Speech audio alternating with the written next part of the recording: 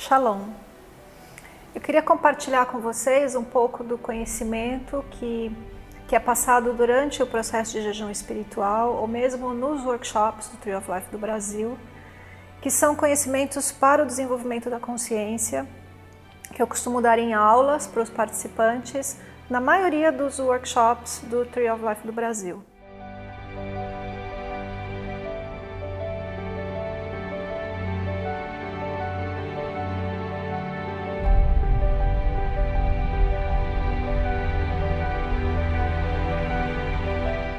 Então, eu queria começar esse compartilhamento através de um texto que eu li, que é um texto do Eckhart Tolle e que há muitos anos atrás, quando eu li esse texto, mesmo antes de conhecer o Dr. Gabriel Cousens, esse texto me emocionou muito. Esse texto fala de um momento muito antigo, onde a Terra era um grande tapete verde, antes dos animais andarem sobre a Terra. Então imaginem vocês esse grande tapete verde, um grande reino vegetal por todo o planeta. Como tudo evolui na natureza, um dia o reino vegetal resolveu tocar o outro reino. Isso significa o seguinte: o reino vegetal, como todos sabem, é um reino verde e com cheiro de clorofila.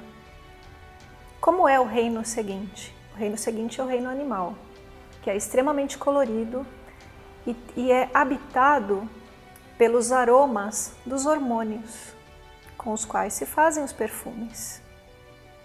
Então, o que aconteceu um belo dia nesse enorme tapete verde que era o planeta Terra? Surgiu uma flor.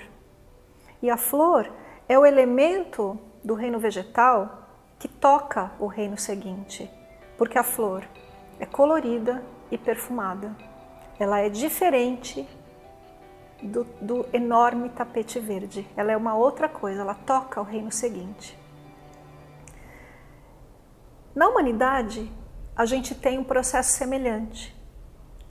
Com o passar dos anos e toda a evolução que passamos, né, a gente teve o desenvolvimento do reino vegetal para o reino animal, e do reino animal para o reino humano. E tudo continua nesse grande processo de evolução. E assim, um belo dia, no reino humano, surge uma flor que toca o reino seguinte. Eu não sei qual foi a primeira flor, mas a gente sabe de flores que aconteceram na humanidade. Que eu posso dizer, por exemplo, um Buda, um Siddhartha Gautama, o Buda, que muitas pessoas conhecem a história. Ele era tão obstinado por vencer o sofrimento humano que ele entrou num processo super austero de meditação, de jejuns, de uma vida muito regrada como um monge, como um homem que buscava a solução para o sofrimento da humanidade. E a partir da história que se conta, um dia ele despertou, um dia ele se tornou um homem diferente. E esse nome Buda que é dado para ele não é o nome dele, né? Ele era um príncipe que se chamava Siddhartha, e o nome Buda foi dado porque ele alcançou um nível de compreensão que no idioma da Índia é chamado o nível de Buddhi, o nível do amor incondicional e da compaixão, e por isso ele é chamado o Buda.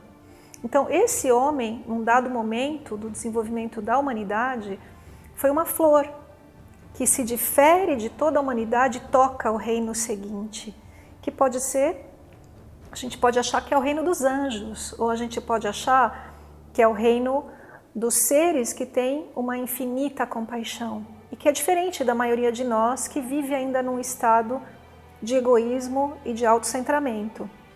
Então eu posso citar uma flor, o Buda, eu posso citar outras flores, como os filósofos da Grécia Antiga, um Pitágoras, um Sócrates, um Platão.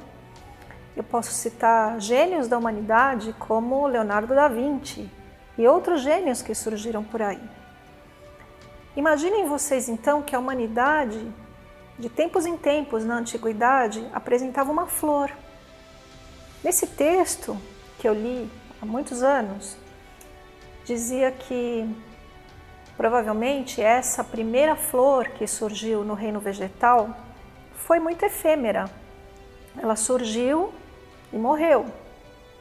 E depois, num outro lugar, surgiu outra flor e morreu. E assim outra e outra e outra.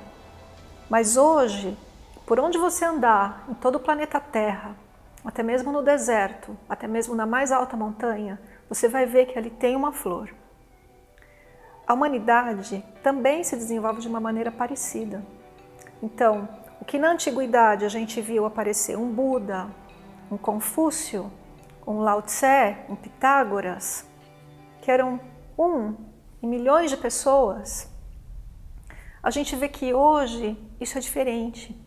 A quantidade de pessoas que busca o despertar da consciência é cada vez maior.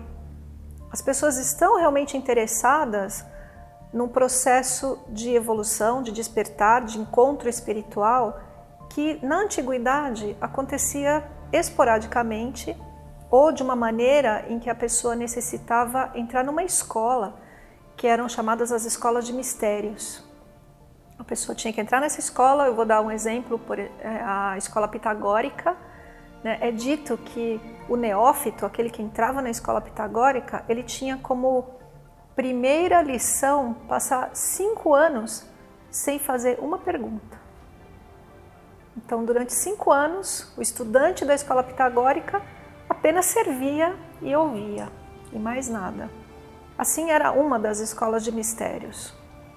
E para você estudar, para você ser o aluno, o discípulo de um mestre, de um homem que tinha um outro nível de consciência, era muito difícil. E você tinha que seguir exatamente os preceitos daquela linha, daquela escola, ou de um monastério, onde quer que fosse. Como é hoje? Hoje, esse conhecimento que antes estava preso num determinado local, você encontra em qualquer lugar. Eu costumava falar alguns anos atrás, você encontra em banca de jornal, mas hoje em dia você não precisa nem sair de casa. Você abre o seu computador, o seu celular, e muitas dessas informações que na antiguidade eram fechadas em grupos, em escolas, estão à disposição de todos. Então, comparando novamente a humanidade com o reino vegetal e com suas flores, hoje em dia, flores humanas surgem com muito mais facilidade do que na antiguidade. Eu mesma conheço várias. Eu conheço o Dr. Gabriel Cousens, que é um homem desperto, e conheço outros também, por exemplo, Eckhart Tolle, por exemplo, Byron Katie, por exemplo, outros mais que eu costumo citar nas aulas que eu dou. Então eu queria contar um pouco, né, do que eu conheço e do que foi a minha experiência nesse processo de despertar, como que eu compreendo isso, e queria deixar muito claro que é só o meu ponto de vista. E cada um de vocês desenvolve o seu próprio ponto de vista.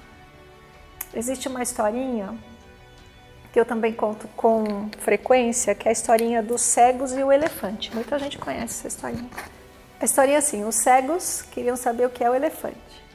Então uma pessoa que enxergava falou assim, já sei, vou trazer um elefante aqui e os cegos vão apalpar o elefante e vão descobrir o que ele é. Então lá estava o elefante e os cegos à volta do elefante. Então um dos cegos pegou ali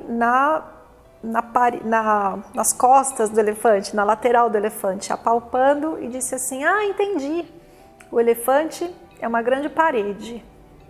E o outro cego pegou na pata do elefante e apalpou e falou, entendi, o elefante é como um tronco de árvore. Outro cego pegou a tromba do elefante e disse, não, vocês estão completamente enganados, o elefante é como uma mangueira. E ainda um outro cego, pegando na orelha do elefante, brigou com os outros e ficou muito nervoso e disse, não é nada disso, o elefante é como a vela de um barco. E assim somos nós tentando entender o processo evolutivo, o processo do despertar da consciência, o processo da iluminação, os processos espirituais. Cada um de nós tem uma visão de um pedacinho muito restrito do que é isso.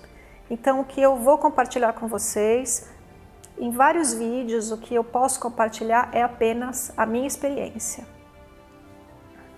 Com amor e bênçãos.